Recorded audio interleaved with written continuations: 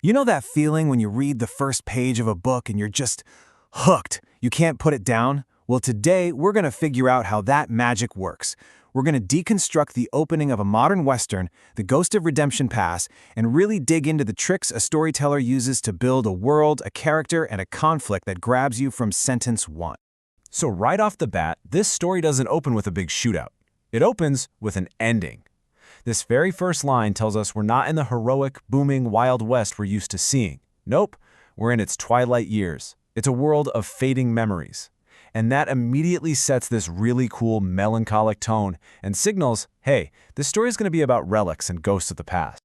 And boom, right on cue, we meet our guy, Elias Thorne. The author doesn't just describe him, they define him by this fading world. He's not some new hero for a new age, he's a living ghost. I mean, come on, how good is that? It just instantly creates this sense of tragedy and isolation around him. You feel like you know him already. Okay, and this is where it gets really clever. In one simple chart, the author just crystallizes the entire internal conflict of our character. On one side, you have the then, the legend, the feared outlaw. On the other, the now, a broken man who just wants some peace. This isn't just a boring backstory dump. It's the actual war being fought inside Elias's soul. So, for the last 5 years, he's been trying to live in the now. He's built this sanctuary for himself out in the mountains. But, and this is a big but, the author shows us so brilliantly that you can't just outrun your past. It's always there, lingering, kind of symbolized by those old, faded wanted posters. It's this quiet, constant threat, just hanging over everything.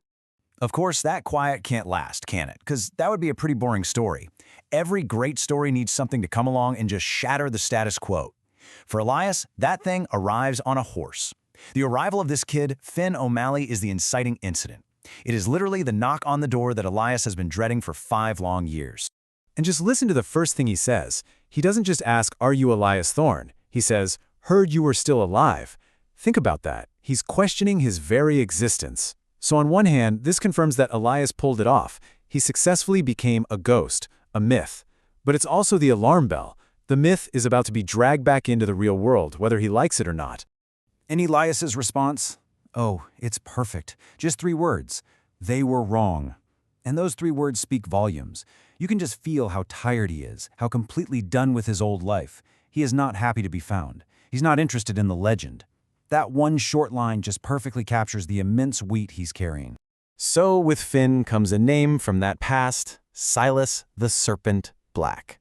And just like that, there he is. We have our antagonist, and he's immediately defined by Elias's own words. A snake. I mean, that tells you everything you need to know, doesn't it? This is the real ghost, the one that truly haunts Elias.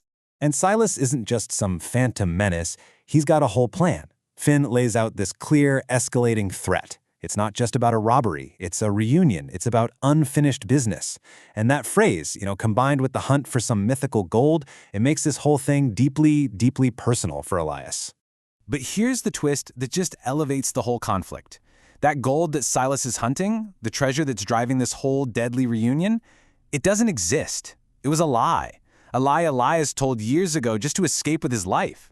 So now, the very lie that saved him has become the hook that's dragging him right back into the fire. It's just beautiful, tragic irony.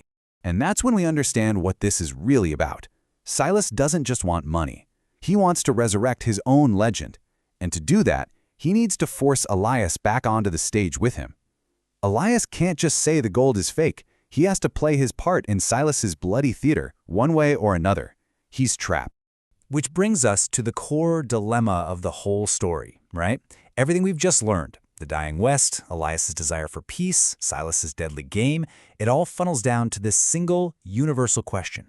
All of his running has led him right back here, to a choice he just cannot avoid anymore. So, faced with that choice, Elias's whole world just shifts. Those mountains that were his sanctuary, his place of peace, now they feel like a trap. There's nowhere left to run. The illusion of safety is totally shattered, and he understands he's a player in this game, whether he wants to be or not. So what does he do? The story doesn't tell us his decision with some big monologue. It shows us.